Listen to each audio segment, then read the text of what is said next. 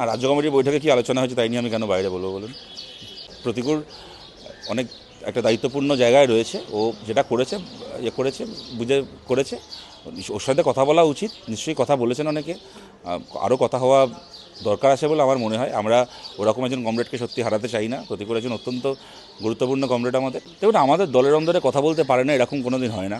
কোনো দিন আমাদের দলের মধ্যে আভ্যন্তরীণ গণতন্ত্রের যা পরিবেশ রয়েছে তা গোটা ভারতের রাজনীতিতে আপনি দেখাতে পারবেন এরকম কোনো দল। আমাদেরকে বক্তৃতা শেষ করার সময় রাহুল গান্ধী জিন্দাবাদ বলতে হয় না, বক্তৃতা শেষ করার সময় নরেন্দ্র মোদী জিন্দাবাদ বলতে হয় না, আমাদেরকে বক্তৃতা শেষ করার সময় মমতা ব্যানার্জি, অভিষেক ব্যানার্জি জিন্দাবাদ বলতে হয় না, আমাদেরকে কোনো নেতার নামে জিন্দাবাদ বলে বক্তৃতা শেষ করতে হয় না।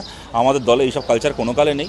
তার বাইরে যদি কারুর মনে হয় যে আরও কথা বলা দরকার, সেই কথা বলার সুযোগ তো রয়েছে, না থাকার কোনো কারণ নেই। কিন্তু আমি এইটুকু বলছি যে প্রতিকূল ভালো করে দল করুক আগামী দিনে, এটা আমরা সবাই চাই, বাকিদের মতো আমিও চাই। আমার ধারণা প্রতিকূলও সেটা জানে যে ওকে আমি বা আমরা সবাই কত ভালোবাসি। দেখো, কেউ সুযোগ সুবিধা পাওয়ার জন্য রাজনীতি করে এটা তো আমরা মনে করি না। প্রতিকূলও কখনো ওইটা ভেবে, আমি ব্যক্তিগতভাবে সুযোগ সুবিধা পাবো বলে আমি সিপিএম করছি, নিশ্চয়ই এটা ভেবে এতদিন সিপিআইএম করেনি। সুতরাং আমি সেটা কখনো বলতে চাই না। এগুলো স্পেকুলেশন, বাট আমার তাই নিয়ে এখনই কমেন্ট করার কোনো কারণ আছে বলে আমার মনে হয় না। বারবার করে বলছি, প্রতিকূল আমাদের অত্যন্ত ভ্যালুয়েবল একজন কমরেড একজন। যদি কোথাও কোনো মান অভিমান ভুল বোঝাবুঝি হয়ে থাকে, আমরা চাই যে সেটা মিটে যাক।